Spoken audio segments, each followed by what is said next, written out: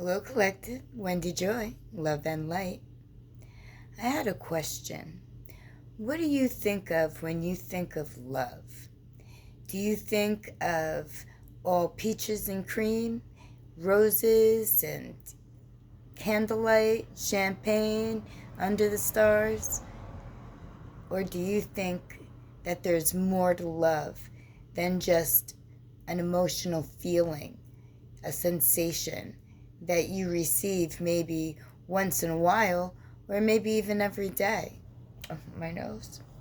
The divine wants you to know that you embody love, first and foremost. That when you were created, that you were created with the intent that you walk, breathe, and embrace the loving energy. Now, I don't know this for sure, like I can't find it written down somewhere, but my inner knowing is expanding every single day. And it just seems to me that that's the most logical way in order to create a being in the image of our Creator, right? Fairness is love. Discipline is love. Response is love. And when we were created, harboring, handling, embracing all of those facets of the feeling, the sensation, the heart space of love, right?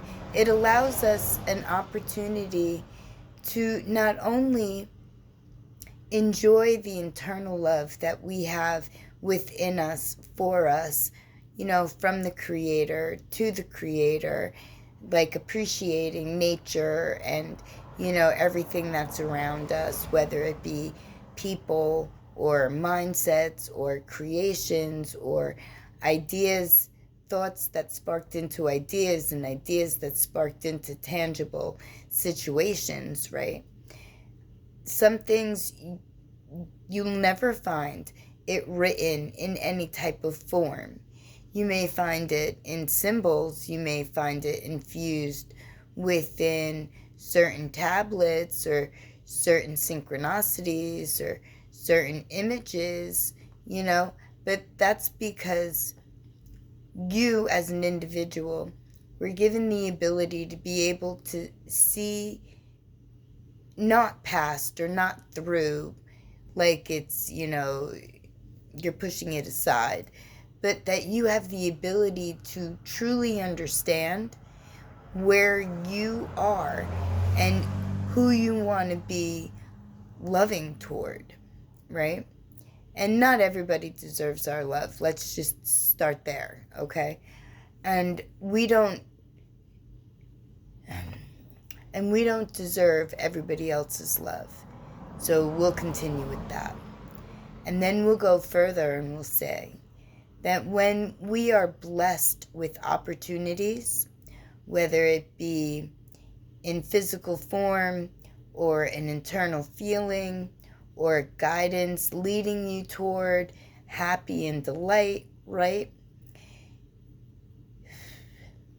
You have the ability to use all of your senses in order to determine what type of energy the love offer that's being provided to you embodies. We all embody different facets of emotions, sensations, knowing, information, knowledge, wisdom, clarity even.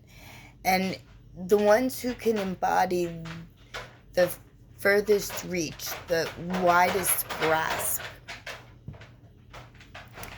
typically have spirituality, awareness, and ascension, on their walk, in their journey, allowing them the ability to see more deeply into a situation, to gather the value, because there's value that comes with everything. Everything is a lesson.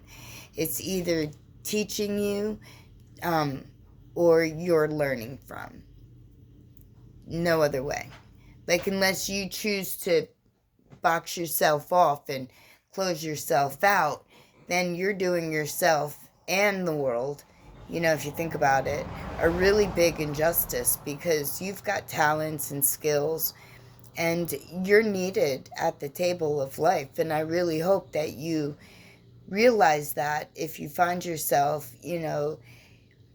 sitting out the game of life, that you hop back in and you stop being that wallflower, and that you embrace every experience, and that you find the value and the wisdom behind every lesson that's offered to you, however they're presented. And they're presented in a multitude of ways. But if you are an active player in the game of life, and you aren't sitting around waiting for life to provide to you what it is that you believe you deserve, right? Because there's people who think that they deserve things, and then there are people who believe that in order to receive what moves them positively, that they have to put effort into it, right? That's the give and take, 50-50, and that's exactly what a well-rounded, lasting love relationship offers. Because if I love you and you love me, whether it be family, friend, acquaintance, someone that you've not yet met, but you're connected, right? Regardless, what it all comes down to is embracing the give and take and using your discernment to see if the other side of the equation is looking to add equal amount of effort, or if they're looking to receive all the abundance that love can offer without having to put in any work whatsoever.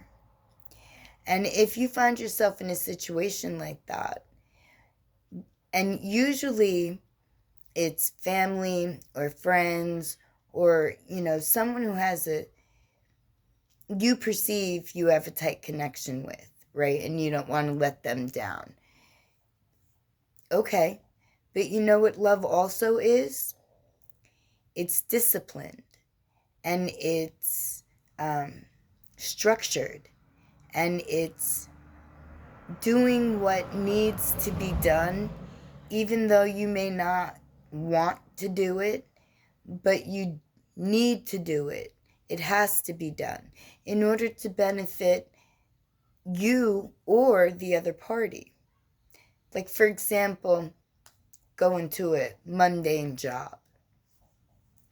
You may not want to go to work. You may not want to go to a job where you're forced to, fulfill other people's dreams by performing the job that you were hired to do, right? But you do it anyway. And why do you do it? You want someplace to live, right? You want clothes to wear, right?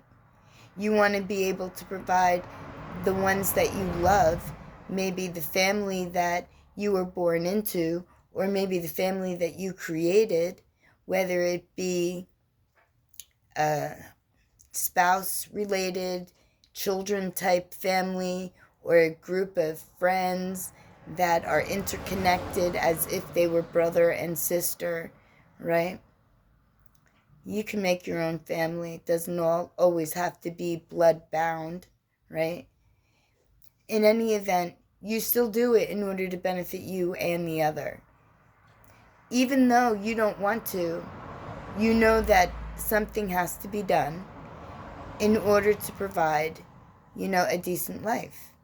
Now, understanding that children really can't help in a housing situation, as far as finances go, they can't get a job. They're too young. But your spouse or your partners or, the other adults in your situation can all show admirable love toward each other and themselves by participating on a 50-50, basis. No matter how many of you there are. You give half of you to you and half of you to the unit that you're creating the loving space with, right? That's only fair. You wouldn't want someone to give you all of them, because then that leaves them depleted for themselves. And you wouldn't want to only get a fraction of their love, because then that means that they're passing it out to other people. So, and that's where you use your discernment, and then keep in mind, who are those other people? And how do they, affect you in your situation, especially where love is concerned. So let's just say that, you find yourself in a position where that there's a great deal of affection between you and, other parties. We'll say multiple, single, doesn't matter. And they do something that upsets you, or they cut themselves short, and that hurts you, because not only did they let themselves down, but they let you down too, because they didn't hold up their end of the bargain, right? The contract, the partnership. What do? What does love tell you to do? Love tells me that when someone lets me down, the best way that I could address the situation and stay balanced is to lovingly approach with directness, firmness, and honesty, and explain that even though the other party may not be as invested, in the agreement that they agreed to, like in the contract that they made, that it affects the entirety, because you can't be part of a group and expect that group to take care of you if you're not going to put any effort in to take care of that group. And sometimes you have to have discipline. Sometimes there has to be rules, order. Natural, universal law usually takes care of that, where someone doesn't have to say, you have to be in the house at this time. You may be an adult, but you've got a curfew. Well, no, that's not what that means. That means that, there's trust on both sides. And if you find yourself in a position where it's off balance, or one is patient and kind and the other is aggressive and mean, maybe they don't even know they're doing that. Maybe it could be a childhood wound. But what I do know is that I'm here to help work it all out. So if you're suffering from something that's deep embedded within you, that doesn't allow you to give equal participation within the group that you consider love to be behind. And just I consider that love is the thread that holds everything and everyone together. So in my opinion, love is intertwined with everything that we do, every moment of every day. And it all starts with how much do you love you, right? Got to start loving yourself. Oh, my nose. Before you can fully love another.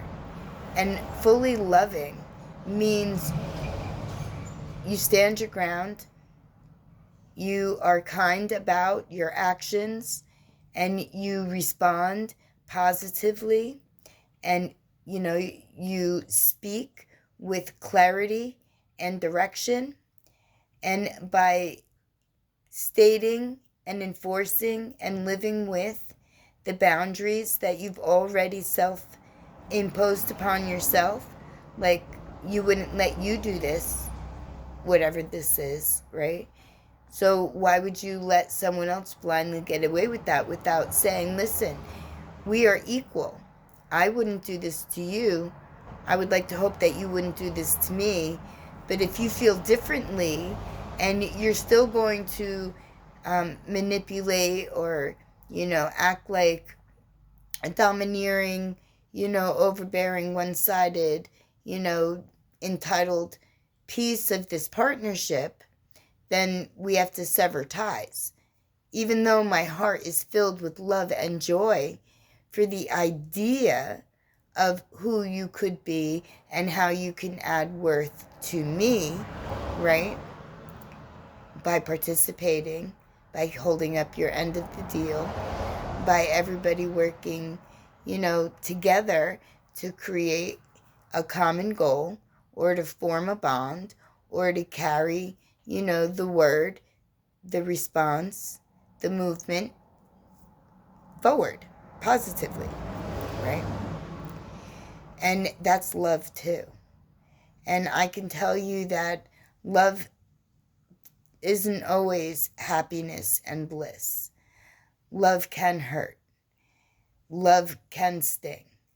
And that's when you realize that you've been in an uneven or an off-balanced relationship with a partner or partners, and you realize that maybe not everyone has the same vested interest as you. That stings. But what it also does, it allows you an opportunity to transmute that pain into power by being brave enough and courageous enough to love enough, to love yourself enough, to show that your boundaries, your self-boundaries are real and that they matter because you matter.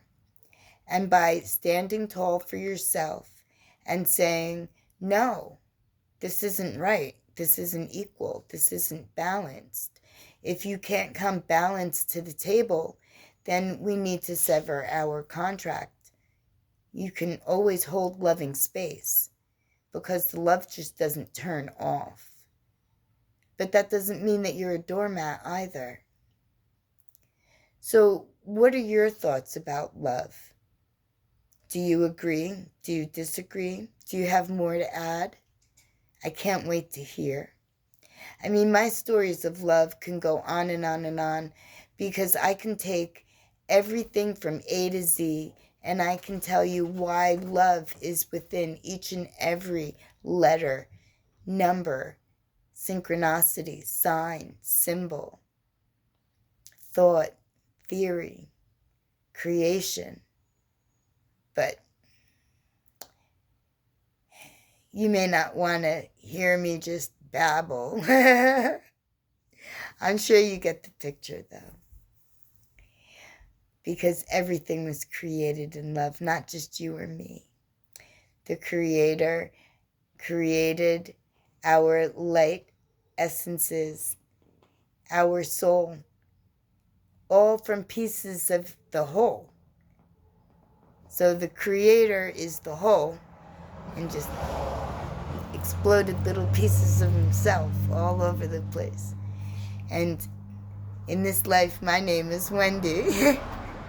What's your name in this life? I'm being silly. Bringing humor to what sometimes people, want to have like conflict or debate about, when really it's quite simple. We are love. We were created in love. My collective, loving and pure. Reach out and call me. Drop me an email.